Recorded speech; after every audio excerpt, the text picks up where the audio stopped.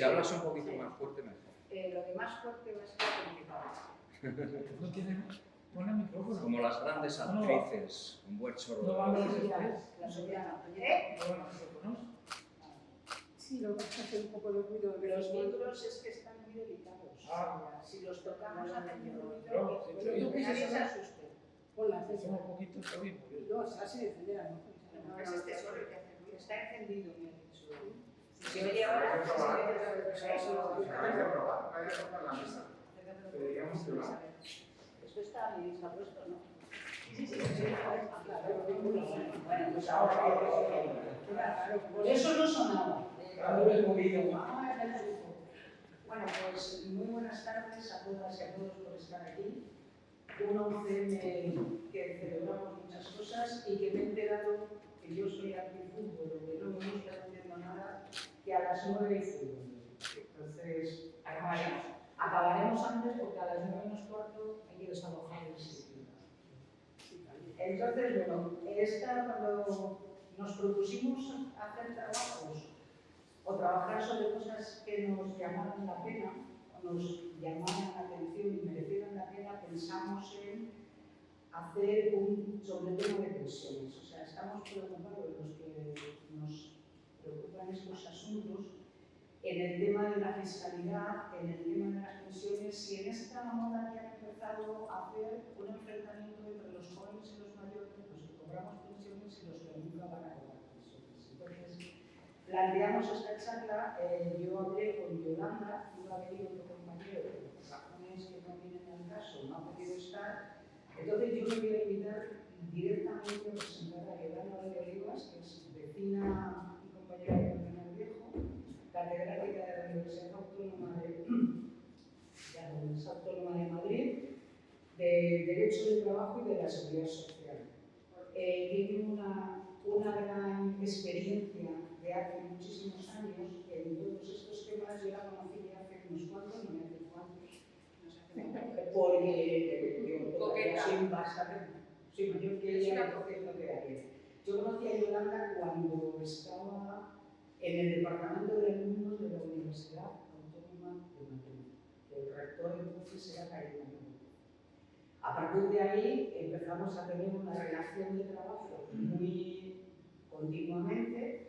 Empezábamos en la Escuela Julián Missé de la Unión de Trabajadores a hacer proyectos y programas formativos para los sindicalistas, para que todos nuestros compañeros en las secciones sindicales y en las empresas pudieran tener información, más que información, formación específica. Se diseñaron varios expertos, porque era lo que se podía, ahora sí llamarían cátedras, entonces se llamaban expertos. Algunos eran más expertos porque hubieran sido másters. Por ejemplo, el de prevención de riesgos laborales era para juzgados superiores, entonces era la directora del máster de Yolanda, era un experto, y luego el experto sociolaboral, que fue un programa muy concreto que lo hacíamos con la Universidad Nacional a Distancia, es un proyecto que eran 1.245 horas en 4 áreas de conocimiento: economía, derecho, lugares y luego la historia de las organizaciones sindicales y las organizaciones políticas. Ella dirigía junto a otro compañero, a Gregorio Tudela, todo el tema del área de trabajo y el área de seguridad social. A partir de ese momento ha habido una estrechísima colaboración. Yo siempre la he seguido, siempre que he podido tenerla en alguna parte para que hiciera algo, la he llamado, la llevamos algún tiempo que no coincidíamos. Pero dicho esto, yo no me voy a enrollar más, simplemente felicitarla porque se ha celebrado el domingo, el Día de la Mujer Trabajadora. Nosotros somos, en esta mesa, hemos elegido bien, hemos elegido ser todas mujeres. Entonces, el lunes, Yolanda recibió un premio que creo que es un premio muy importante, que es el premio, junto con otras mujeres jurídicas, es uno de los premios que tienen más prestigio en el derecho español. Entonces dice exactamente que les dieron en el marco de la celebración del Día Internacional de la Mujer ha querido reconocer a mujeres con trayectorias profesionales extraordinarias que abrieron camino en el ámbito jurídico.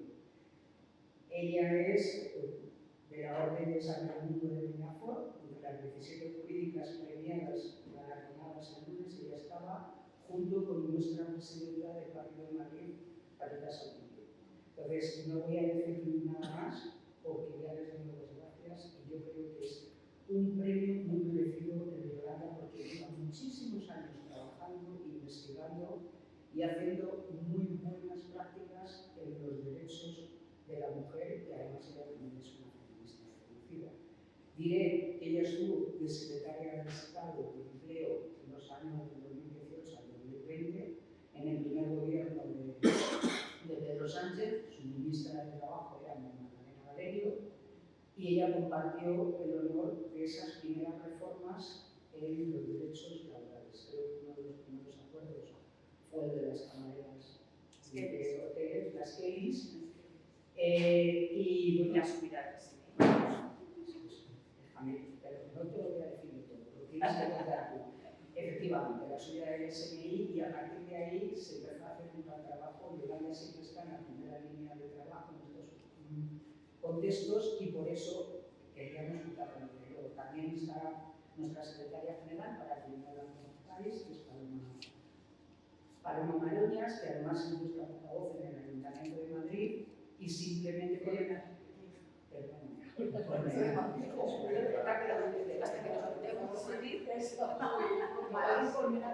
Madrid. Como en la 607 tengo un lío mental que ya no me aclaro. Bueno, entonces nada, Paloma quería estar con nosotras y saludar a Yolanda, y por eso hemos hecho este acto. Muchísimas gracias a todas y todos por venir. Yo le voy a pasar la palabra a Paloma para que diga lo que quiera, y después se la pasamos a Yolanda. Bueno, solo saludaros específicamente, daros las gracias por vuestra asistencia a este acto, sobre todo a ti, Yolanda, que has sacado tiempo para celebrar un poco con nosotros este estudio social que hemos conseguido al final, la parte del estudio social presentada por el Gobierno de España, y de atrás de Medina, ya te pasa. Estás en Colmenar y aquí, y eres muy bien recibida. Y agradecerte que hayas sacado tiempo para estar con nosotros y explicar a los vecinos, a los que agradezco que hayáis venido todos, compañeros y conocidos, para hablar lo que estábamos comentando antes sobre las pensiones. Para la gente que está próxima a jubilarse, que es un gran desconocimiento en cuestión de la gente más joven, pero que como eres experta nos vas a leccionar bien a todos los que nos vamos a jubilar en breve. Muchas gracias. Vamos a ver. Bueno, muy buenas tardes a todas y a todos. Es un placer estar aquí con vosotros para hablar de un tema que desde luego tiene el máximo interés, que tiene interés desde muchísimos aspectos, y que efectivamente lo ha dicho Isabel Paloma, muchísimas gracias por la invitación. Es un privilegio y un placer estar aquí. Este tema, os decía, esto que hemos llamado el futuro de las pensiones, entre la sostenibilidad económica, la social y la política, tiene no solamente importancia desde la perspectiva intrínseca del contenido de lo que esto significa, de la importancia vital que tiene para las personas, sino que es que además está siendo objeto, yo creo que de un tratamiento probablemente perverso, probablemente muy manipulado, torticero, que intenta, lo ha dicho Isabel, enfrentar a dos generaciones, enfrentar a jóvenes y a mayores, enfrentar a pensionistas, los que llamamos pasivos, de una forma que no tiene por qué sonar despectiva, aunque a veces se utilice con estigma esa palabra, y los jóvenes activos, sobre todo aquellos jóvenes que se están incorporando, que se acaban de incorporar al mercado del trabajo. Bueno, yo voy a intentar desmentir eso que me parece que es una falacia y que me parece que es un discurso intencionado, no causal, no casual, sino causal.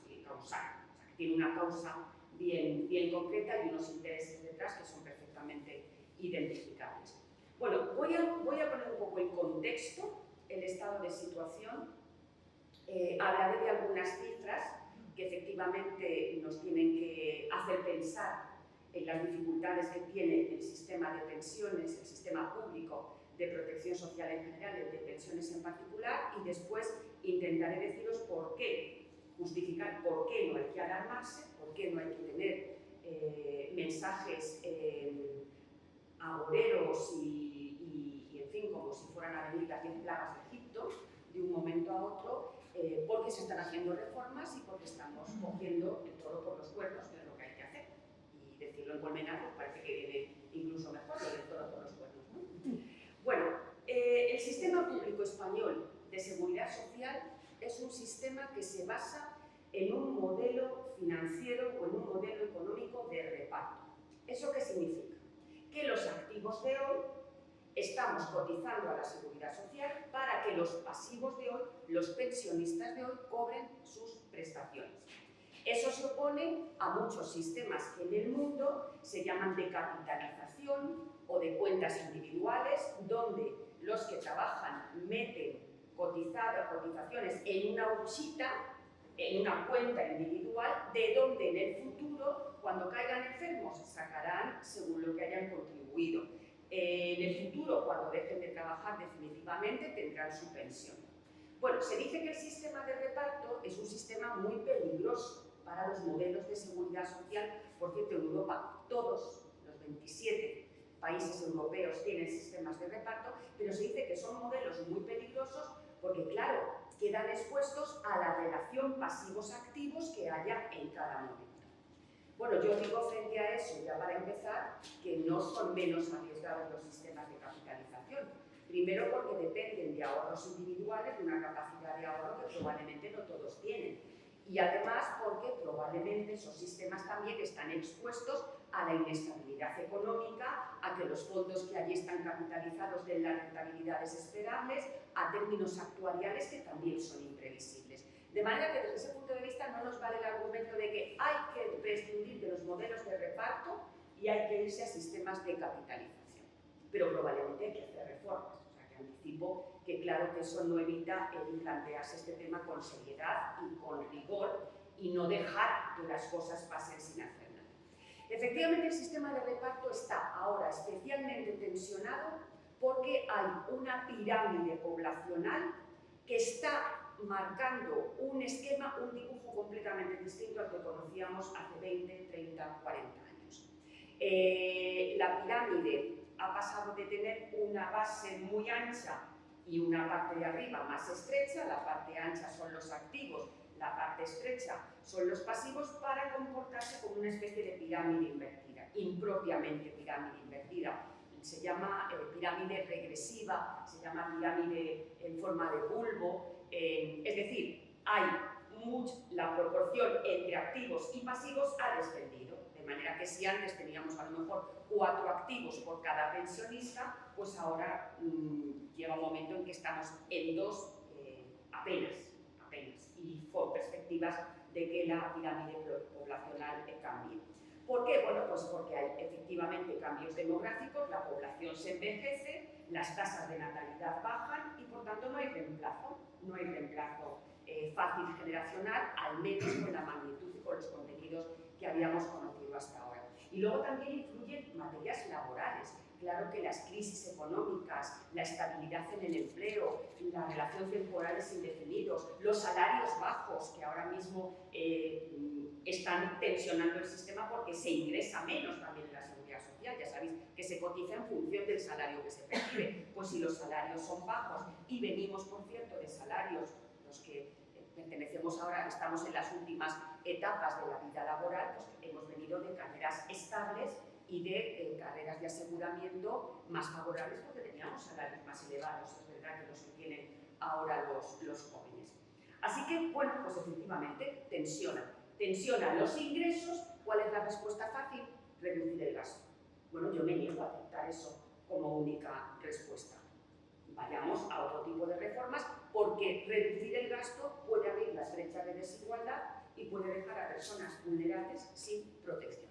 De manera que la respuesta, al menos desde una visión progresista, de una visión socialista como la que yo tengo, no puede ser nunca el mero recorte. A lo mejor hay que combinar fórmulas distintas. Bueno, esa presión financiera, por cierto, no es distinta en España que en el resto de los países de nuestro entorno. De manera que también en esto hay mucha trampa, porque parece que es que España vive una situación inédita, insólita, absolutamente única, y no hacemos sino repetir los mismos problemas que tienen los países europeos y los países en general del mundo. Es verdad que en España esa crisis financiera que nos afecta a todos, porque en Europa ese dibujo de la población es muy similar, se ve agravada en España por dos circunstancias, fijaos, que presionan más porque protegemos más, porque somos mejores desde el punto de vista de la protección. En primer lugar, hay una elevada tasa de sustitución. Tasa de sustitución lo que significa es qué porcentaje del salario se percibe cuando uno se jubila. ¿Qué porcentaje del salario obtengo como pensión? Lo ideal sería el 100%. Tengo las mismas rentas de actividad que cuando me retiro, pero no es eso. Estamos en España en el 80%.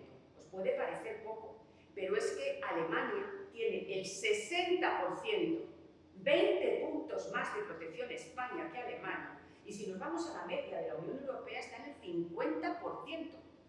Y la media de los países de la OCDE está en torno también al 50-55%. O sea, España protege más y mejor.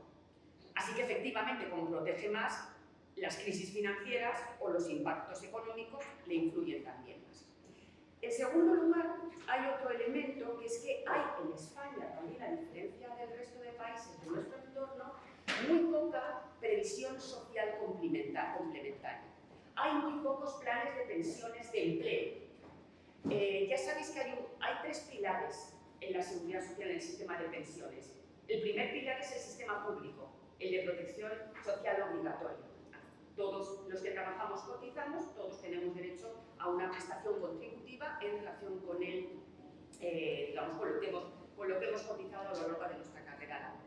El segundo pilar es el de los planes de pensiones de empleo, es decir, aquellos previstos en los convenios colectivos donde hay una aportación del empresario y una aportación del trabajador que además tiene beneficios fiscales. Y luego hay un tercer pilar que son los sistemas de ahorro individual y los planes de pensiones que uno hace individualmente con las organizaciones, con las entidades financieras o las entidades bancarias. Este último no me interesa porque ahí estamos hablando de la capacidad de ahorro individual que tiene cada uno de los sujetos.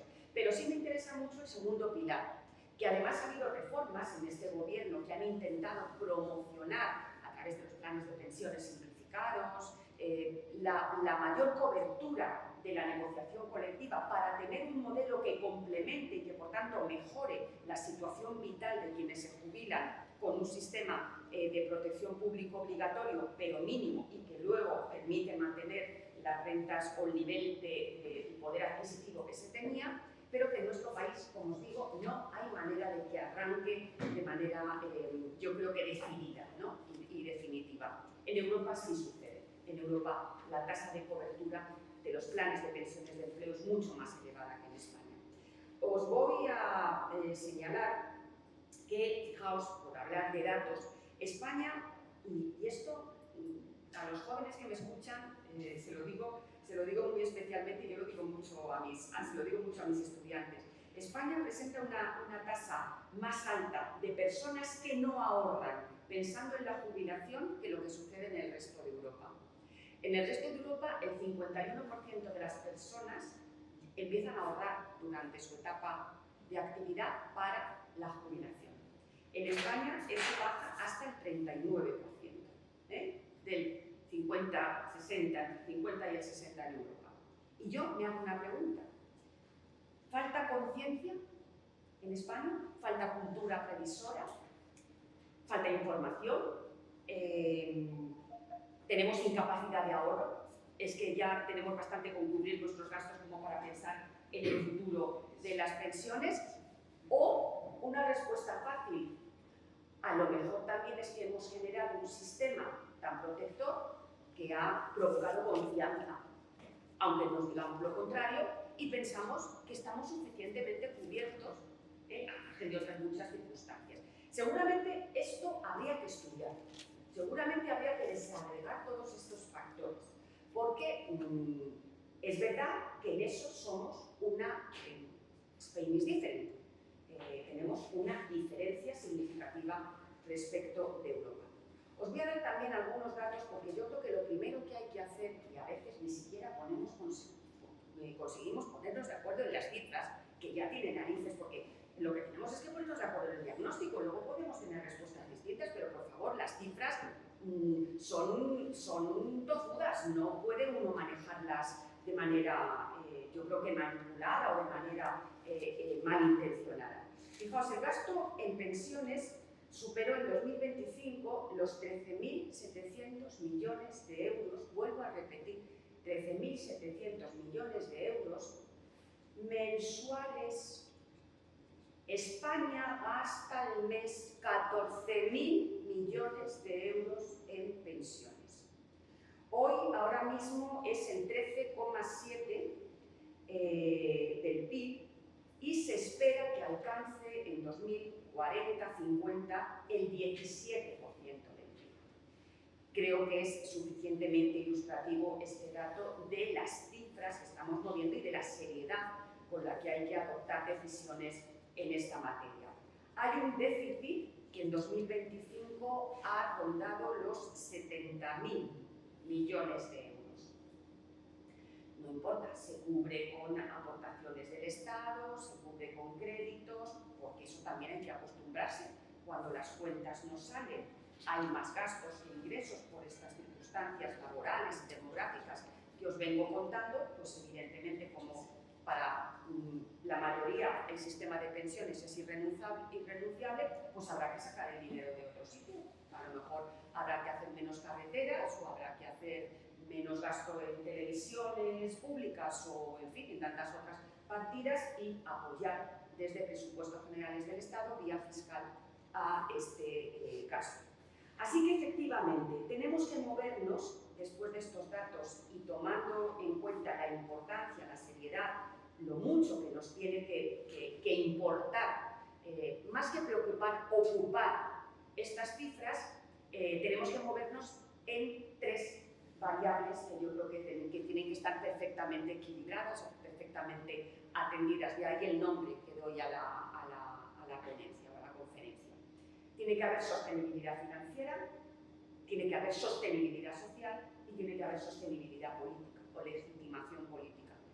Y me parece que son tres patas imprescindibles que no deben mermar ninguna de ellas a las demás en importancia y que tienen que ser consideradas de manera simultánea y, como os digo, de manera equilibrada. Vamos con la sostenibilidad financiera. En 2050, entre el 30 y el 40% de la población española tendrá más de 65 años. Eso era solamente el 21% en 2020. Fijaos a qué ritmo se está envejeciendo la población. Mayores de 80 años pasará del 4,4% al 10,4% en, como os digo, 2050. Esto implica, lo que os señalaba al principio, menos de 2 trabajadores para pagar la pensión de cada pensionista. Mercado laboral incierto. Sobre el mercado laboral, que es el que nutre las arcas de la seguridad social, estamos percibiendo riesgos también claros.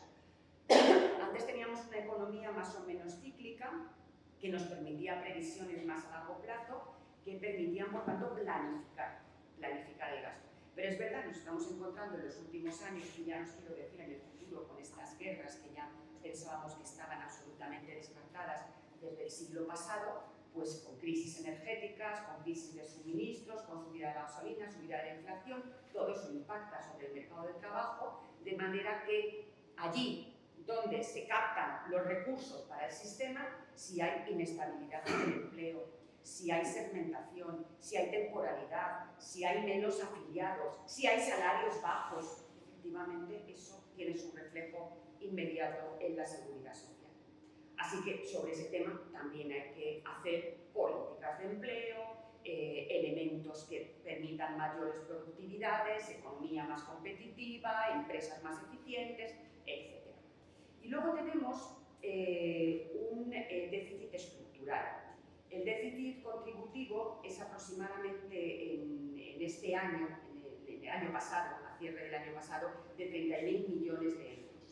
y seguirá creciendo, porque esto crece año a año. Fijaos, desde 2011, y estamos en 2026, hemos tenido 15 años continuados de déficit de la seguridad social. Eso significa más gastos que ingresos. Esto no es solo negativo, es que la seguridad social sigue protegiendo, pero efectivamente está llevando menos recursos para ser autosuficiente, que ese es el tema. ¿Quién ha dicho en qué ley o tabla divina está escrito que el sistema contributivo de la seguridad social tiene que ser autosuficiente? Pues será autosuficiente cuando nos dé para ser autosuficientes. Será excedentario como ha pasado antes de 2011, porque con los inmigrantes que venían teníamos las arcas llenas e ingresábamos más que gastábamos. Y tendremos que buscar elementos para permitir que efectivamente el sistema sea sostenible y sea autosuficiente. Pero cuando no lo es, lo que no podemos es dejar caer al sistema. Pues si hay menos ingresos, pues habrá que recortar el gasto. Esa es la respuesta fácil que yo me niego a aceptar desde un punto de vista no solamente político, ideológico, sino también desde un punto de vista jurídico. Porque hay herramientas que podemos utilizar para solventar esta importante materia, que son algunas de las que os voy a contar a continuación. Pero mirad, es que todo esto, que son cifras y economía, tiene que ser congeniado inevitablemente con la sostenibilidad social. Es que yo creo que hay que generar confianza en el sistema y hay que generar la confianza contundente de que no va a caer el sistema de pensiones, que es mentira lo que nos dicen los jóvenes de que no van a tener pensiones y de que ahora los que empiezan a acceder a las pensiones de jubilación van a tener pensiones de mierda, perdonadme la expresión, en fin, así vulgar. Es falso, es falso. El sistema de pensiones es un elemento básico del pacto social, es un elemento de cohesión social, es lo que aglutina, es lo que da nuestra idea de pertenencia a una comunidad. Yo me siento orgullosísima de ser española porque España no deja caer el sistema de protección social. Y es que el día que eso decaiga, ya no podremos decir que España es un Estado social y democrático de derecho. Será menos social, será menos Estado del bienestar y yo creo que será no democrático. Es un elemento esencial del pacto de ciudadanía.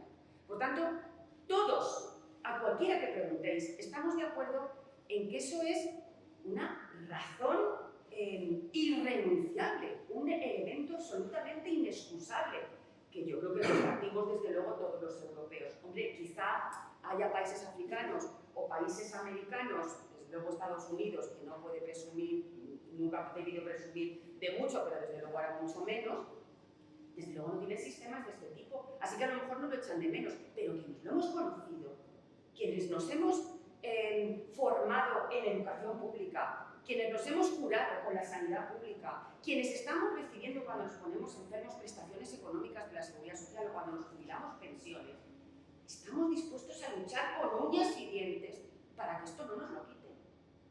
Y si luchamos con uñas y dientes y estamos conformes en el diagnóstico, pues lo que hay que hacer es efectivamente tomar medidas.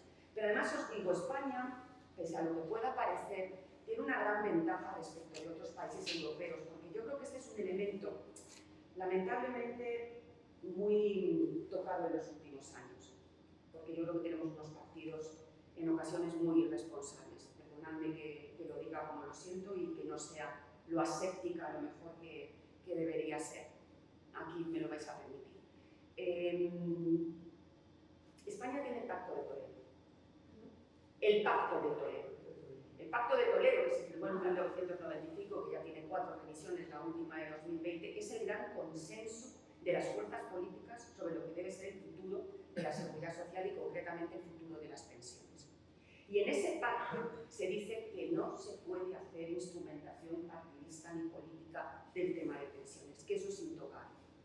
Y yo creo que hasta ahora, con diferentes versiones ideológicas, con diversos colores políticos, se había mantenido esa estrategia. Ahora vale todo, probablemente ahora vale todo, y probablemente estamos defraudando ese espíritu del Pacto de Toledo. Pero el Pacto de Toledo sigue siendo un documento firmado por todos los grupos parlamentarios. ¿Sí? Contiene 22 concretamente recomendaciones que nos dicen por dónde vamos a ir en el futuro.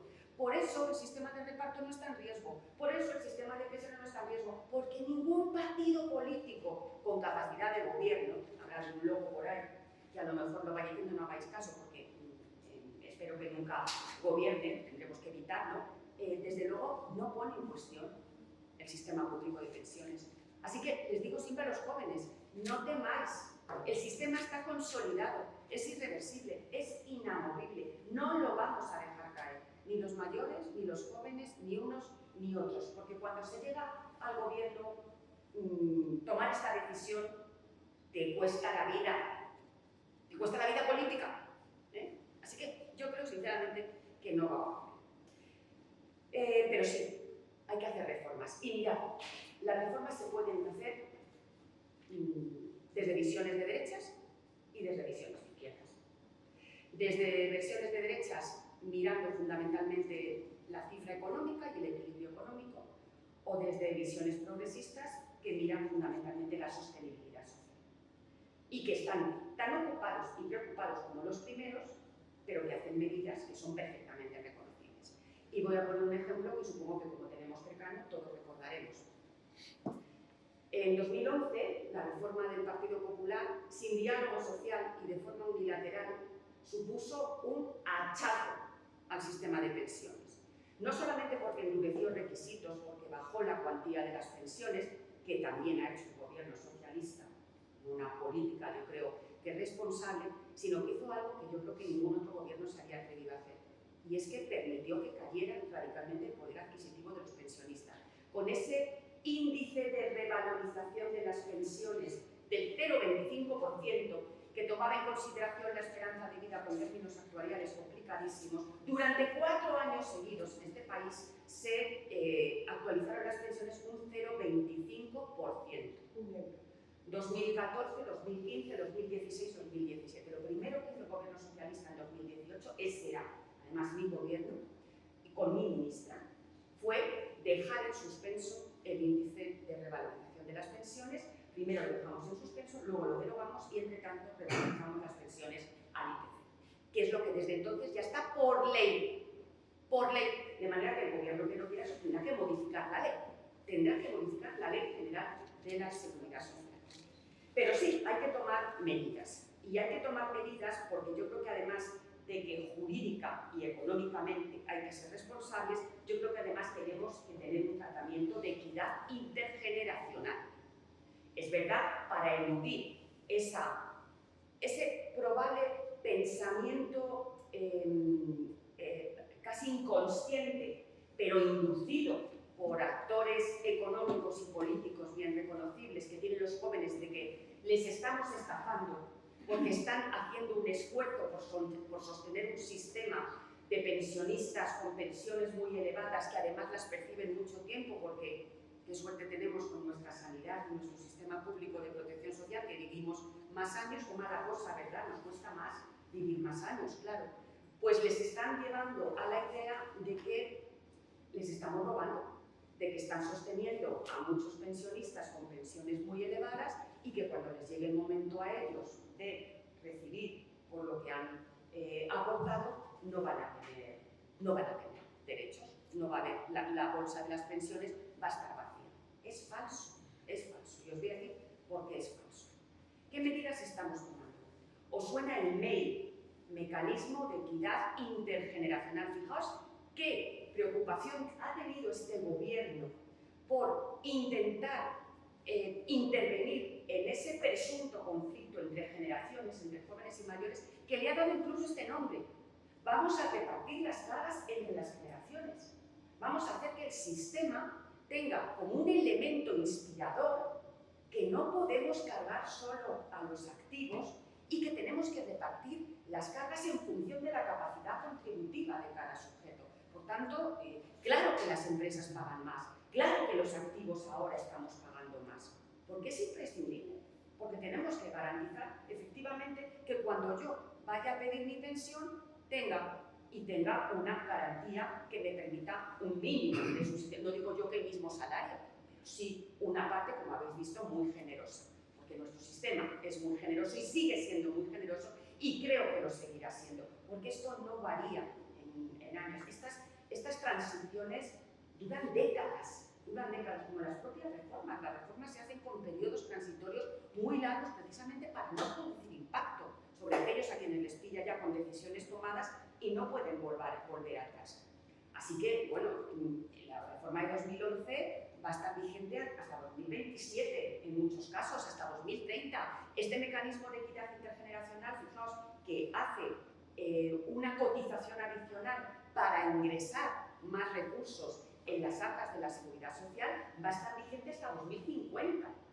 Es un 0,9, es decir, un 0,9% que se reparte casi toda la empresa y muy poquito el trabajador, y que por tanto ha significado, pues yo creo que el año pasado, en torno a 3.000 millones de euros más para la seguridad social, por tanto 3.000 millones de euros menos. Claro que las empresas protestan, evidentemente, menos los trabajadores porque les impacta muy poquito, claro que les sale más caro, pero es que eso es repartir cargas. Efectivamente, estimamos que que no es excesivamente oneroso. Tenemos la cuota de solidaridad, nunca se había hecho esto. Y es una cosa que veníamos reclamando muchos desde hacía muchísimo tiempo. ¿Por qué demonios hay topes de cotización? Si uno gana 5.000 euros, ¿por qué? O 10.000, ¿por qué no cotiza por los 10.000 que efectivamente gana? Pues no, había topes de cotización. 5.000 y pico, 4.000 y pico. Todo el resto del salario no cotizaba. Desaparecía para la seguridad social. Y muchos habíamos dicho, ¿por qué no destopamos las cotizaciones? Mi ministra decía, bueno, pero entonces hay que destopar las pensiones. Y yo decía, ministra, a lo mejor no, porque si estamos en un sistema redistributivo y solidario, pues destopamos las cotizaciones y luego las pensiones las subimos un poquito más, pero tampoco tiene que haber una absoluta proporcionalidad, porque se trata de distribuir la riqueza. Quien más tiene, más aporta, y quien más necesita, pues más recibe. Bueno, esto es muy complicado, porque ya os digo que nuestro sistema se basa en un principio de contributividad. Pero lo hemos hecho muy bien, sinceramente, porque ¿qué es lo que hemos hecho? Hemos dicho, vale, seguimos teniendo topes, pero la primera franja sobre el tope de salarios cotiza un poquito. De aquí, la siguiente hasta aquí, cotiza otro poquito mayor. Y ya de aquí para arriba, cotiza otro porcentaje. Es decir, no estamos diciendo que coticemos o que carguemos todo el salario, pero sí hacemos que el tope no sea tal, porque metemos progresivamente, eso también tiene que allegar más recursos al sistema, y me parece que es una medida redistributiva, que garantiza que lleguen más ingresos, porque pensamos no solamente en gastar menos, sino en hacer que la seguridad social tenga más recursos, nada más. Tenemos otras medidas que son menos favorables y que desde luego algunos de los que estamos aquí nos van a impactar.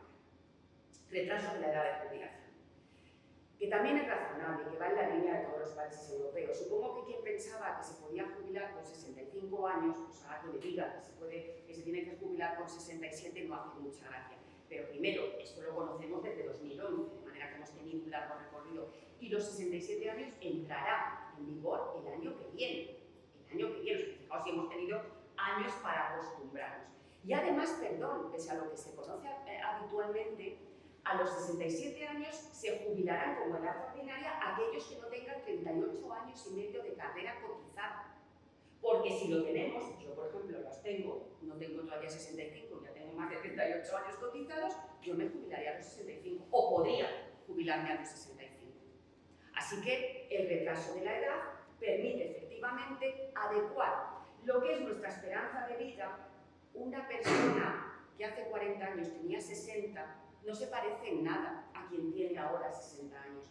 Una persona que se jubilaba y cobraba una pensión de jubilación 8 o 10 años, ahora puede cobrar una pensión de jubilación 20 años. Sería ciego no atender a este elemento. Sería irresponsable no atender a este elemento. Por tanto, claro que se tienen que hacer cosas. Y luego además, fijaos, que estamos haciendo también. En este país estamos acercando la edad de jubilación real a la edad legal. Pero es que hasta hace muy poco, en este país, la gente se jubilaba muy por debajo de la edad legal. En la media estaba en 62, 63 años. Ahora no, ahora está por encima de los 65. Hemos, por tanto, equilibrado la edad legal, porque había muchísimas jubilaciones anticipadas. Por cierto, de eso se han aprovechado muchísimo las grandes empresas, haciendo despidos colectivos que recaían a ellos, les venía de vicio porque rejuvenecían sus plantillas, sacaban adelante los acuerdos de despido colectivo y cargaban a la seguridad social el coste de la protección de esos trabajadores que dejaban de trabajar porque ya no les quería nadie en las empresas y cobraban prestaciones del sistema. Bueno, pues esto también lo hemos conseguido revertir, porque además ahora en los despidos colectivos les obligamos a hacer aportaciones al Tesoro Público, les obligamos a tener planes de acompañamiento para la recolocación, etc. Así que estamos actuando desde muy distintas perspectivas, desde el sistema de seguridad social y desde el propio mercado de trabajo. Y estamos también haciendo algo que yo creo que va en línea con la mejora del sistema, que es retrasar, demorar la jubilación, permitir que las personas se jubilen cada vez más tarde, porque hay muchas personas que efectivamente a los 65 años no quieren jubilarse y las empresas no quieren prescindir de esas personas porque son útiles, porque son plenamente capaces. No lo digo en todas las profesiones, evidentemente, no lo digo en todas las profesiones, no es posible. De hecho, hay jubilaciones por discapacidad, jubilaciones anticipadas por profesiones donde, claro que sí, las jubilaciones son antes porque son trabajos que desgastan, que son penosos y que provocan altos índices de morbilidad y altos índices de mortalidad. Y eso lo seguimos manteniendo y lo hemos ampliado. Y estamos haciendo, por tanto, que la gente trabaje por encima de la edad de jubilación y lo estamos incentivando. Que te jubilas más tarde de lo que podrías, te voy a mejorar tu pensión. Y además esa no está sometida al límite de pensiones. Yo te doy un 4% por año retrasado. Eso también mejora porque pensión que me ahorro y cotizaciones que sigo ingresando. De manera que todo es ganancia. Y satisface muchos intereses. No obligamos a nadie, pero quien quiera, porque les vamos a negar esa posibilidad. Incluso, fijaos, estamos permitiendo ahora lo que llamamos la jubilación flexible, la jubilación activa, la jubilación parcial, que permite compaginar pensión y salario, que es algo que no habíamos pensado nunca, que nos parecía como un contradios, ¿no? Como una cosa absolutamente incompatible. Mira, si te jubilas, ya está, ya no vuelves al mercado de trabajo. Incluso ahora puedes jubilarte y después de un año decir, jo, que me aburro en casa, que no soporto estar en casa, que yo me siento inútil, y volver a trabajar y no te quitan tu pensión, no la cobras entera, pero cobras la mitad y luego vas, según años que te mantengas en la vida en el mercado de trabajo, puedes ir incrementando. Cosas también que van a afectar y que por tanto van a hacer del sistema un sistema un poquito menos generoso del que hemos conocido hasta ahora. El cálculo de la pensión también se ve afectado. ¿Por qué? Porque las bases reguladoras, ¿os acordáis cuando hablábamos de 8 años, 15 años, la base reguladora te la buscaban con sumas de cotizaciones de los últimos 8 años primero, luego 15, ahora estamos en 25 y van a ser 29. A partir de 2026 y hasta 2037 vamos a tener una opción entre elegir 29 años últimos de los que descartamos los 2 mejores o nos quedamos con los 25. Pero fijaos, la propia Seguridad Social va a buscar la base reguladora más favorable. Por tanto, tampoco nos va a imponer el esfuerzo de elegir. Bueno, creo que son medidas interesantes. Va a cambiar el porcentaje. Veníamos de un porcentaje del 50% que iba creciendo muy rápido hasta que con 15 años tenías el 50% y con 35 tenías ya el 100%. Y ahora te hacen falta muchos más años para tener el 100%. Y crecen sobre todo más despacito, año a año. O sea que también ahí hemos metido alguna restricción. Pero me parece que es absolutamente irreprochable y que es, repito, una actuación responsable de quienes tienen que tomar las decisiones que garanticen sostenibilidad financiera sin olvidar la sostenibilidad social. ¿Qué vamos a decir de la revalorización? Ya os lo he contado todos, un antes y un después. Ahora garantizamos que las pensiones mantienen el poder adquisitivo, pero es más, mantienen el poder adquisitivo las contributivas y las mínimas y no contributivas están creciendo por encima del IPC. ¿Os imagináis los años de inflación tremenda después de la guerra de Ucrania, después de la pandemia, etcétera, con una revalorización del 0,25%? Tendríamos pensionistas pobres, sin ninguna. En unos pocos años hubiéramos convertido pensiones dignas en absolutamente indignas y que no garantizan la subsistencia. Así que bueno, y voy acabando. El propósito de todos estos cambios no es más que garantizar, creo que de manera responsable, de manera racional, de manera reflexiva, no de manera improvisada, sino con mucho dato, diagnóstico y evaluación detrás, pues la sostenibilidad financiera, sin olvidar esa parte, como os digo, de sostenibilidad social. Yo creo que negar las reformas sería negar la propia viabilidad del modelo, pero pensar solo en lo económico olvida una pata esencial del sistema, que os he dicho, es garantizar un estado del bienestar, es garantizar que quienes no pueden valerse por sí solos no queden en la cuneta, y por tanto sean sostenidos por un sistema además robusto. Yo acabo casi señalando lo que empecé diciendo con un añadido que me parece además importante para los jóvenes que nos escuchan.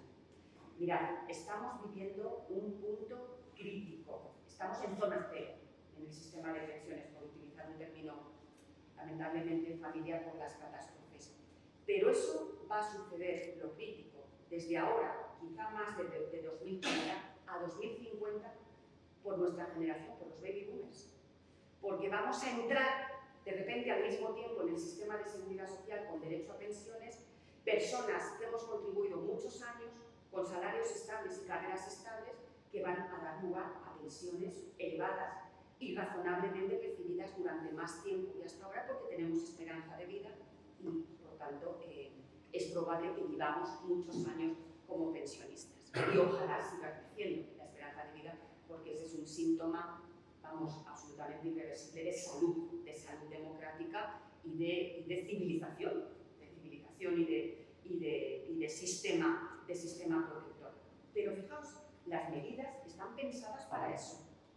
Tenemos una tensión muy fuerte, tenemos la cuerda muy tensa hasta 2050 y entonces tenemos que hacer mucha fuerza y tenemos que hacer mucha fuerza, mucho esfuerzo económico.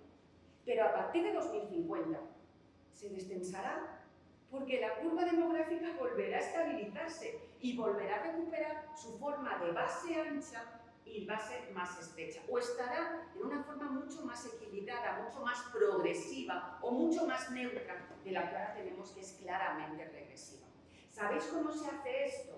Se hace apoyando económicamente ahora y haciendo esfuerzos que garanticen que después vamos a estar mejor, y se hace con algo que también aquí suena como muy políticamente incorrecto y como una especie de mantra, pero que la práctica demuestra como algo incuestionable. Hace falta inmigración, hace falta que vengan de fuera a trabajar, porque nosotros no tenemos tasa de reemplazo. Nos engañan cuando nos dicen que los emigrantes nos quitan el trabajo, que los emigrantes nos quitan las casas, que los emigrantes son inseguros, que los emigrantes gastan más en seguridad social. Si todo eso es falso, si está demostrado, los datos son tozudos, los datos no se pueden manipular. ¿Cuándo mejor ha estado la seguridad social en España? En los años en que llegaron millones de migrantes. ¿Cuándo empezamos a tener problemas? Cuando los repatriamos. Cuando el Partido Popular se los llevó. Teníamos una gran crisis económica, pero decidimos que les dábamos un dinerito para que se fueran a su país. O vienen emigrantes a llenar nuestras arcas de la seguridad social y ayudamos con estas medidas, o seguramente seremos dentro de nada un país menos democrático, menos social y probablemente que deje tirada a la gente que necesita un sistema de protección social. Es un orgullo vivir en un país que tiene Soglar, porque cada vez es más inédito en el mundo. Así que mi mensaje es abiertamente positivo, abiertamente contra el conflicto intergeneracional. Son excusas de quienes ven negocio en esto. Están detrás los grandes think tanks, los grandes fondos de inversión, los grandes fondos buitres que quieren que desaparezca el sistema público para que todo sea privado. Yo soy muy partidaria de la colaboración público-privada, pero no de la sustitución, que en Madrid ya nos vale. Aquí lo dejo para vuestras preguntas. Muchas gracias.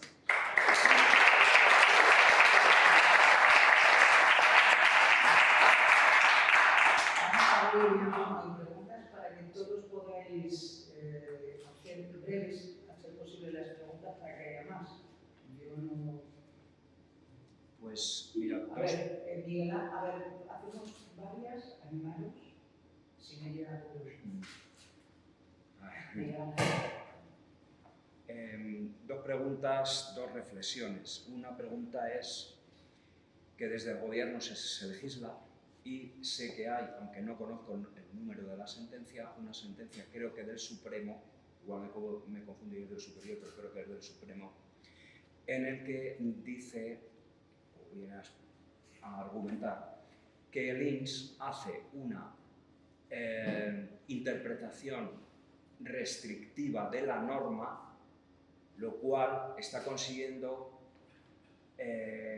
lo que no se pretendía desde el legislativo, que es menguar o recortar los derechos que se recoge en la norma, lo cual es bastante jorobado. Es decir, yo hasta ahora no he tenido experiencia con el INS y me he encontrado un panorama desolador.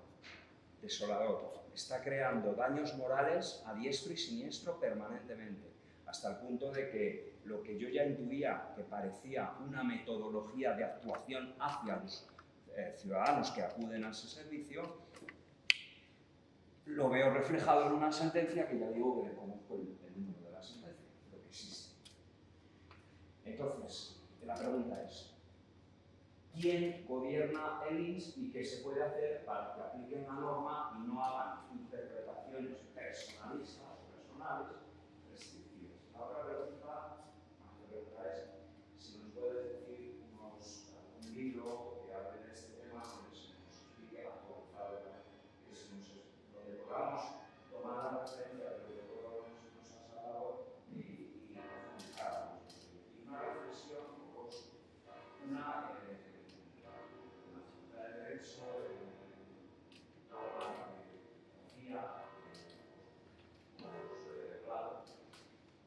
un día se habló de la tal vez conveniencia ante estos ataques a los derechos sociales que hacen un conglomerado como el país. Un cambio de paradigma, un estudio a nivel de la filosofía del derecho, quizá la filosofía política, el concepto de defensa propia, que ahora está restringido a temas de mutualismo, choque frontal entre municipios. ¿Por qué lo digo? Porque si hay personas que mueren porque la sanidad no va bien, si hay personas que sufren mucho hasta morir anticipadamente a lo que podría ser porque las ayudas no les están llegando, o porque se recortan directamente a través de una valoración política,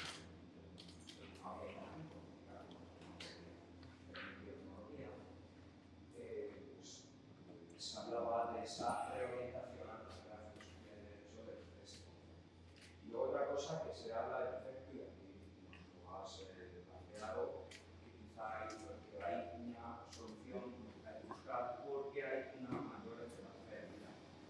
Claro, esto es relativo porque se sabe que el ámbito laboral, incluso físicamente, aunque lo aguantes, es algo que apenas se considera que son los riesgos psicosociales, son los que más bajas causan. Los riesgos psicosociales. Los acosos, los pseudoacosos, los casi acosos, el mal ambiente, el te estrujo, el te extorsiono cada que hagas esto no te pago, toda esa cuestión. Eso es un recorte a la esperanza de vida. Esto está reflejado en mayores número de ictus, mayores número de vascañas. Ya, eso. Gracias. ¿Contesto o esperamos más preguntas? ¿Contesto? Pues voy a intentar ser muy rápida y perdóname si me dejo algo. Vamos a ver el papel del INS. El papel del INS es siempre decirte que no. Yo sí lo digo siempre a mis estudiantes, digo, el papel del INS para proteger la economía de la seguridad social es decirte a todo que no. ¿Que pides un accidente de trabajo? No, es común. ¿Que pides una prestación? No cumplen los requisitos y te obliga a recurrir. Pero los jueces están haciendo una interpretación, yo creo que cabal, de la normativa, de manera que es verdad, recasan. Y hombre, lo digo también de forma muy alegre, no es tal cual. Yo sé a qué sentencia te refieres, porque efectivamente, pero ahí no hay una visión política. Yo creo que el INS es un órgano que ejecuta y que cumple la ley y que además sigue las decisiones y las directrices políticas del Ministerio de Seguridad Social. sea, que no tenemos que tener en el INS a una suerte de enemigo. Pues es que hay muchísimas sentencias en su contra. Es decir, Claro. hay demasiada gente que tiene que ir a un despacho. Claro, y la mayoría de las veces no hay que ir a los tribunales porque el INS reconoce sin problemas. Como siempre aquí tenemos como patología lo que es la regla general, no. Las patologías son yo creo que las excepciones, pero efectivamente resulta muy llamativo cuando algo que te parece palpable desde el punto de vista jurídico, si lo ves no hubieras planteado el problema, pues el INS lo ha interpretado mal. ¿No? También se debe, seremos muy conscientes de eso, no es funcionario, esto que pues, si hay funcionarios más capaces e incapaces y hay funcionarios más proclives o menos proclives, y eso también pues al final te pone una cantarilla o te abre la puerta de par en par. Pero yo creo que no tenemos que tener problema, yo creo que tenemos un sistema riguroso, responsable, que aplica la ley y que desde luego si en algo falla, viene después la justicia y lo corrige. Yo como recomendación bibliográfica no sabrá decir, pero yo recomendaría, y además tiene todo el sentido, alguno de los artículos que ha escrito sobre el sistema de pensiones del actual secretario de Estado de Seguridad Social, que además es compañero mío de la Universidad Autónoma, profesor también de la Facultad de Derecho y que, como digo, es secretario de Estado. Así que ha escrito mucho sobre sostenibilidad económica, sostenibilidad social, habla mucho de estos temas. Yo compartí también esa etapa con él, siendo él en ese caso el director general de ordenación de la seguridad social.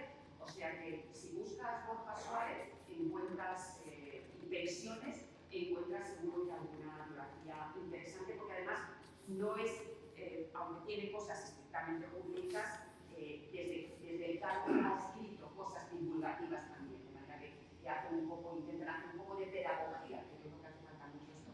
Yo le he dicho algo que también quiero señalar. Las reformas se entienden bien si se explican, ¿verdad? El problema es que a veces los mensajes no llegan, las explicaciones no llegan o no hacemos la suficiente pedagogía, porque si esto se explica y todos nos escucharan lo que hemos dicho hoy de manera seria y otras muchas cosas y pudiéramos añadir, seguramente todos viviríamos más tranquilos, ¿verdad? Yo de eso soy dimisión también, o sea, yo iré a tantos sitios me digan que vaya para intentar sosegar un algo que nos vende, ya os digo, como la realidad bíblica y que no está. El tema de la esperanza de vida, yo estoy preocupada por ese tema, fíjate, vamos, ocupada, voy a decirte, porque efectivamente está por ver si en un contexto de digitalización, de conectividad permanente, de fatiga informática, de efectivamente riesgos psicosociales con climas hostiles movidos fundamentalmente por el estrés que provoca pues, un empleo precario, un empleo con salarios bajos que te impide tener un proyecto de vida, si eso no va a afectar a la salud. Seguramente es pronto para sacar conclusiones al respecto, pero yo decía, cuando el PP nos decía lo del 0,25, yo recuerdo haber contado en conferencias como esta, bueno, ya veremos si la esperanza de vida va menos, porque en cuanto nos recorten la sanidad pública, en cuanto nos recorten los medicamentos, tengamos que pagar más, y el copago del que se hablaba, y en cuanto nos bajen las pensiones y la gente tenga que empezar a comer más comida procesada que fresca porque la pensión no le da, pues a lo mejor resulta que nuestros padres han vivido más que viviremos nosotros, habrán tenido más esperanza de vida. O sea que es un tema verdaderamente interesante, habrá que estar muy atentos, puede ocurrir. Luego habrá algo de la defensa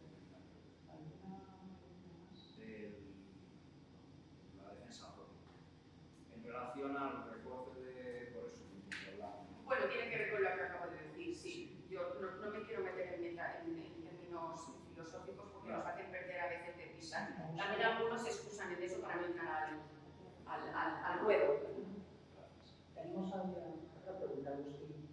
Sí, yo tengo una pregunta que quizá le surja a mucha gente de los que no tenemos una formación jurídica, y es ¿por qué si las pensiones por ley han de revalorizarse todos los años de acuerdo con el IPC, esta subida hay que llevarla al Congreso y si no tiene mayoría decae? ¿No debería de ser por ley automáticamente sí, la revalorización? pero nos han contado mal eso. La revalorización de las pensiones estaba garantizada y está por ley y se puede hacer. Es que iban otras muchas medidas.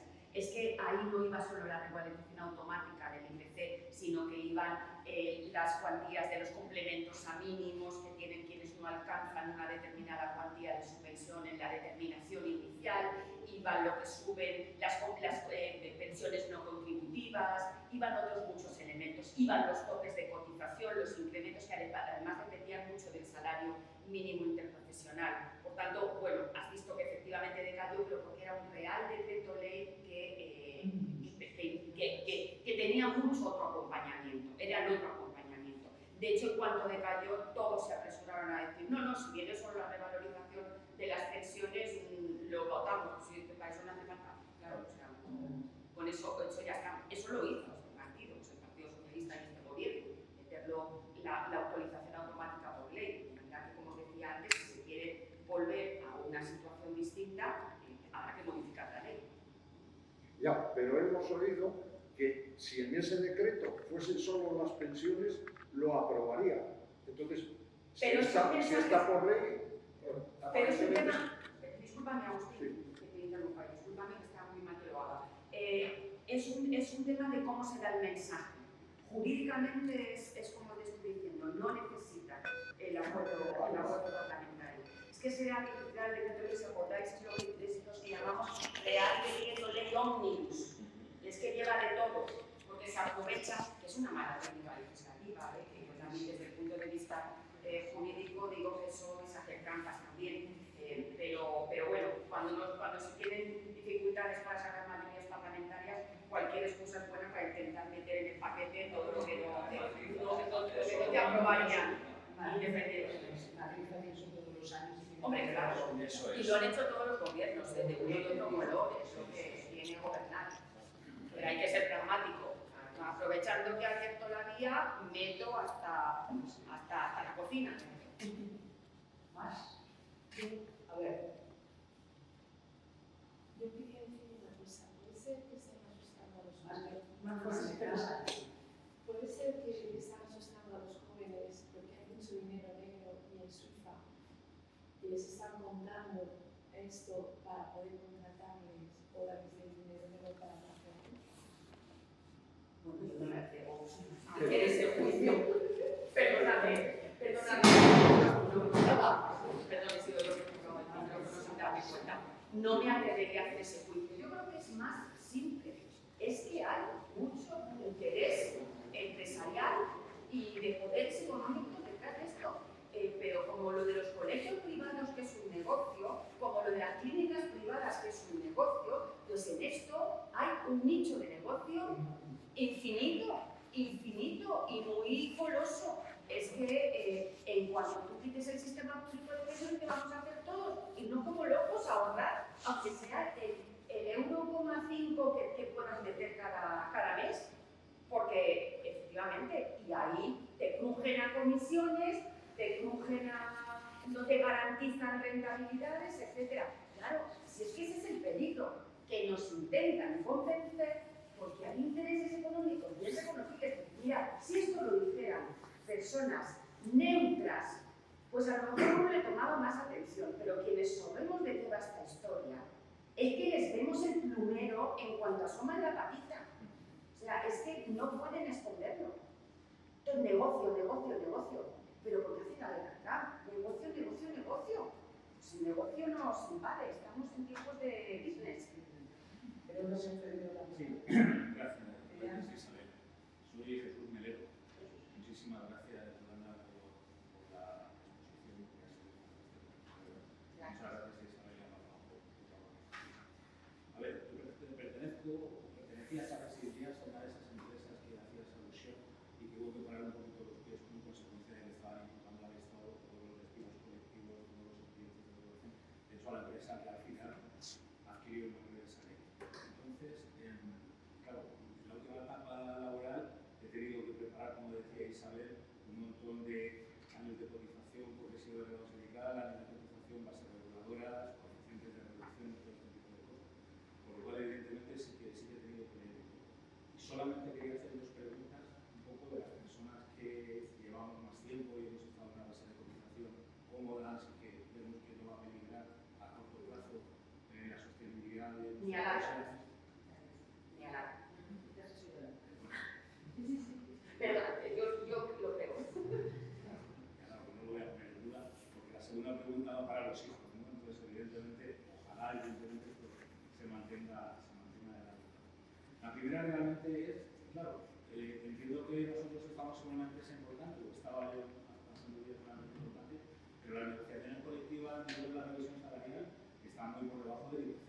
Esto implica que evidentemente el MEI y la base de contingencia y todo este tipo de impuestos que vienen en la nómina o de contribuciones que hay en la nómina, al final no van a llegar a ese IPC porque la propia revisión salarial no alcanza el IPC. ¿No? Entonces, claro, yo veo que ahí aritméticamente va a haber un desequilibrio siempre por unas situaciones transitorias que tienen las leyes que evidentemente están ya con unos coeficientes determinados que no se pueden modificar y que va a haber ese desequilibrio, por lo cual evidentemente el miedo que me da es, va a haber alguna posibilidad o corremos el riesgo de que haya algún momento en el que la pensión no se vincule al IPC. Esa es la pregunta. Teniendo este gobierno, con cambio de gobierno, independientemente de la selección política. Y la segunda es para los chavales que acaban de entrar, ¿vale? Que están entrando en el mundo laboral. Claro, luego hablando del caso concreto que sí que conozco, con la crisis de 2008, todos los compañeros que entraron posteriores al 2011 tienen una situación laboral que para poder alcanzar la situación que teníamos los veteranos necesitaban 11 o 12 años más por las tablas salariales. Claro, esto que implica que evidentemente ellos tardan muchísimo más en adquirir, también a su vez proporcionalmente las bases del MEI y todo eso es menor, porque al final son porcentajes un poco proporcionales. Claro, ellos al final van a tener un poco más de desequilibrio manteniendo ese tipo de positivo. ¿Cómo ves tú que se puede estudiar con esto? Esa es una cosa. Bueno, son temas importantísimos. Bueno, me llevaría mucho más tiempo del que tenemos. Voy a intentar unir las preguntas en una única respuesta, lo que se puede dar. Mirad, como tú bien dices, 2011 es uno de los puntos de inflexión. Tenemos la crisis financiera, la gran crisis que llamamos ya comúnmente, la de Lehman Brothers a partir de 2007, que dejó unos impactos laborales, unos impactos de seguridad social terroríficos. Algunos de esos todavía perviven y uno de ellos es la profunda devaluación salarial que sufrió este país. Es que yo recuerdo en años anteriores donde hablar de 1.000 euristas era hablar de salarios miserables y después tener 1.000 euros era un buen salario para la mayoría de los trabajadores que se incorporaban al mercado del trabajo y nos hemos acostumbrado a tener salarios bajos. Claro, efectivamente, si el salario es muy bajo, no es solo que tu renta de actividad no te permita, como decía, que es proyectar tu vida futuro y planificar tu vida de futuro con cierta solvencia y seguridad, es que probablemente todo eso en el futuro se va a ver reflejado en una pensión muy mínima. Así que hay que subir salarios, es que hay que hacer un pacto de Estado. Fijaos qué términos se utilizan. Pacto de Estado. ¿A quién le pedimos un pacto de Estado con la irresponsabilidad que hay entre los políticos? Pero yo creo que hay que hacer un pacto de Estado de revalorización salarial. Porque esa que tienen garantizada los pensionistas, que yo creo que no hay que ver de momento, porque además está en el Pacto de Toledo, la revalorización conforme al IPC, pues a lo mejor un partido puede llegar a cambiarlo, yo no digo que no. Pero fijaos, la revalorización está en las pensiones y no está en los salarios. Así que efectivamente las pensiones están subiendo más que lo que suben los salarios. Hay que forzar la negociación colectiva. Creo que aquí hay que ser muy exigentes en la negociación colectiva, que probablemente algunas empresas están haciendo un esfuerzo superior al que pueden, pero otras muchas menor al que deberían. Por tanto, creo que ahí está una de las claves. Y esto se hace con un gran pacto de Estado y con una redistribución que, si no se hace vía salarial, habrá que hacerla vía de impuestos. Así que yo creo que hay que hacer una reforma fiscal. Hay que hacer que no solamente contribuyan a lo público las rentas del trabajo, sino que contribuyan las grandes fortunas, las sociedades, las que tienen determinados beneficios, etc. O sea que son temas muy complejos, pero que efectivamente están todos absolutamente interconectados. Tenemos herramientas, de todas maneras, porque fíjate, es verdad que hay muchas desigualdades. Hablamos de los jóvenes. Yo no lo he dicho, pero lo voy a decir ahora, las mujeres. Es que aquí la verdadera desigualdad está en las mujeres. Es que las mujeres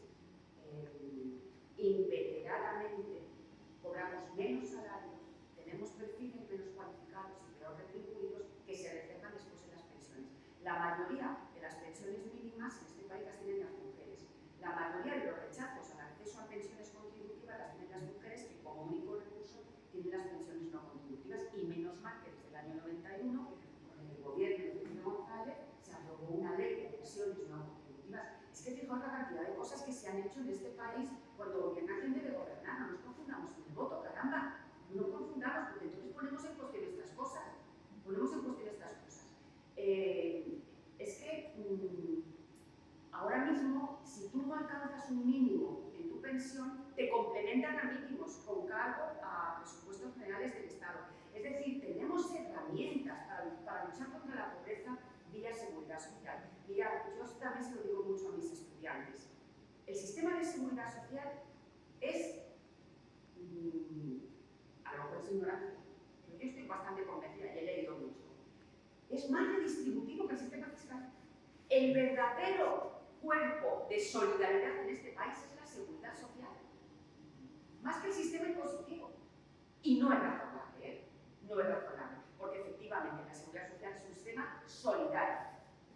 Es un sistema donde se reparten cargas, donde se reparten prestaciones y con equilibrio financiero para no cargar a quienes menos capacidad contributiva tienen. Pero es que eso también tendría que ser reclamable del sistema fiscal y, por tanto, tendríamos más herramientas desde la seguridad social. Porque podríamos tener prestaciones no contributivas que ahora son visa, algunas, pero al menos las tenemos y muchas mujeres las perciben y consiguen sacar a su familia adelante con esas prestaciones no contributivas, y por cierto tenemos un salario mínimo vital que también ha hecho este gobierno. Una renta prácticamente universal, que tiene problemas de aplicación, que tiene seguramente problemas técnicos que hay que resolver, y un sistema de dependencia que no funciona, que es verdad que no funciona porque depende de las comunidades autónomas, lamentablemente, no así el ingreso mínimo vital, pero tenemos muchas herramientas que consiguen eso, y hay que hacer efectivamente mucha pedagogía, porque jugar a generar desconfianza es el primer paso para que esto se